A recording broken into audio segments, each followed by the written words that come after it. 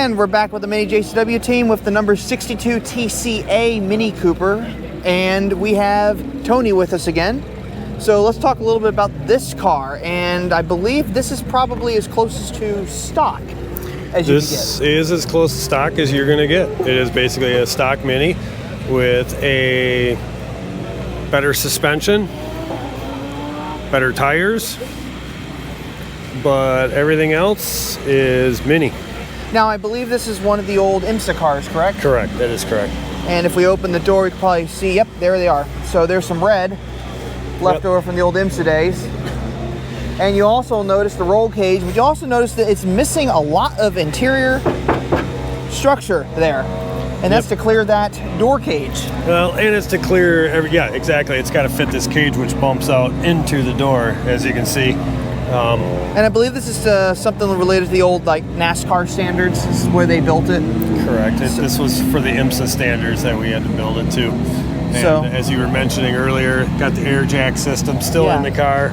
It's not used, but it does have the function to use it if you wanted to, I guess.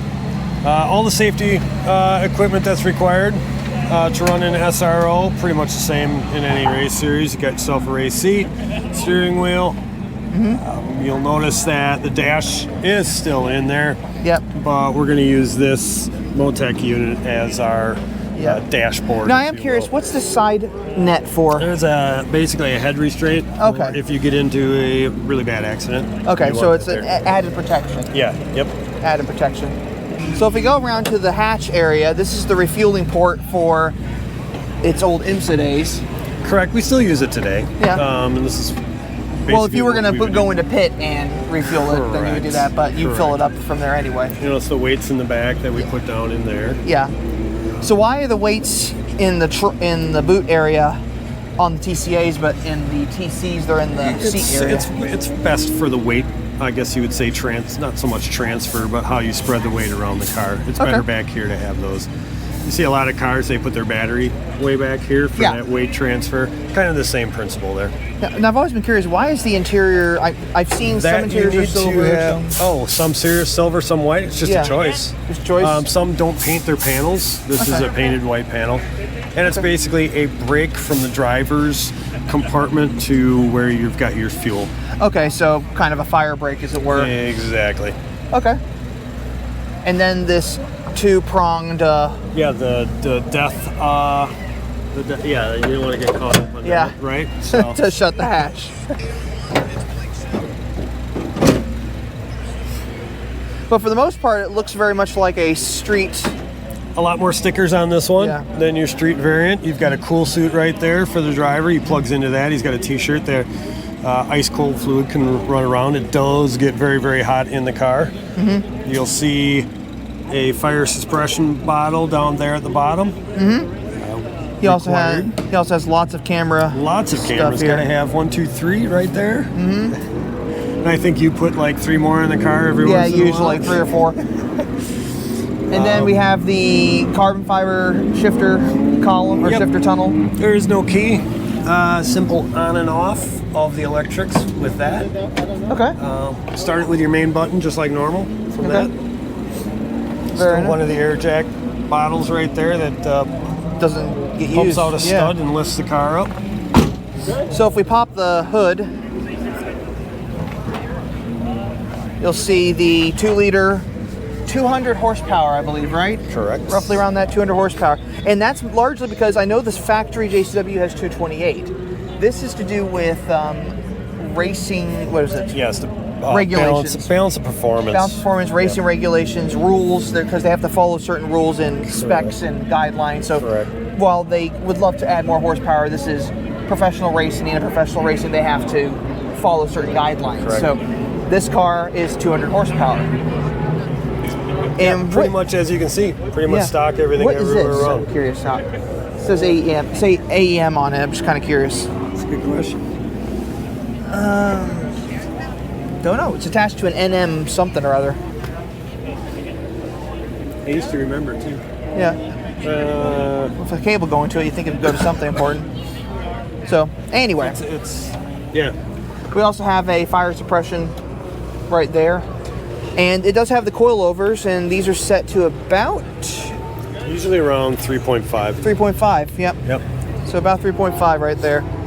And are they the Camber same plates. ones that are on the other cars, KWs, or are they different? These are a little bit different. Oh, the shocks are KW. The camber plates, as you can see, are Yeah. a little bit different from between the cars. Okay. All of them have the bar. Stress bar, yeah.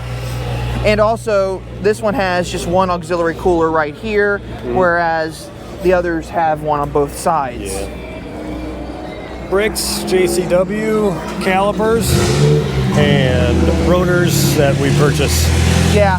And what brand, or obviously those are rotors that they can swap out the actual disc and leave the hat, basically. Correct, yep. So they're the same size, but they're not the same exact It's not the one. same rotor as factory. Let's Yeah, put it that yeah. way. And these wheels are also not typically, these are available for a Mini, for a street Mini, but they're not the typical size you would find. They're 17 by 8, and they actually had to bore out the hub, the center bore on the back of the wheel to fit them. And then they also had to add spacers to clear the brakes and everything. So a few little things there to make it work, but it ends up working very, very well. And It won today. yeah, exactly, it won today. This Like I morning. said before, with the TC car, glass windows. Yep. Now, I know it might be a little challenging to get in and out of one of these cars, but I think I saw you do it last time. I think I showed you the wrong way last time. Some of But those- let's do it again. So I put my foot in.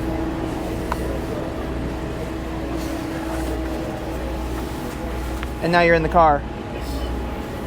And I would give Lots it of room down here. Look at that. Yep, So- lots of room. I'd give it a try myself, but I fell off the golf cart yesterday, so I'm not going to do it.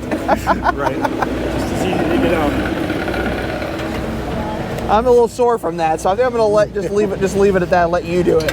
But pretty cool car overall. Fast car, fun to drive car, and if you're going to get into touring car racing, a good entry level car too. Yeah. Stock car, put a roll cage in it, take everything out that's not needed from the seats, front to back. Yep. Put some performance components on it, or shocks. And of course, Rotors. getting yourself a lot of sponsors, and PJ has a lot of sponsors. A lot of sponsors. He does really well. And he does it so he can go racing. He just wants to have fun racing. So That's he exactly it. gets every sponsor he can get his hands on. Every little bit helps. And in this Right up case, to he's Route covered 44 on the Yep. top. In this case, he's covered every square inch of the car practically. And I'm sure there's a piece of real estate on the car he has not sold yet. I mean, look at this. This is wide open right here. Oh, well, I was looking at that earlier. There's that. There's this. There's pretty much this whole corner of the roof right yeah. here. Yeah, he's got some work to do, right? Yeah. Oh, and even right here below the scuttles, he has some empty space right there he could put some sponsors on. Sure. So he really could add more. It's like 4 more sponsors he could get. Yeah, he could put more on here. But anyway, Tony, I appreciate your help on this. And to all our fans out there, if you like what you see, check out more content on this channel at the end of this video. And thanks so much for watching.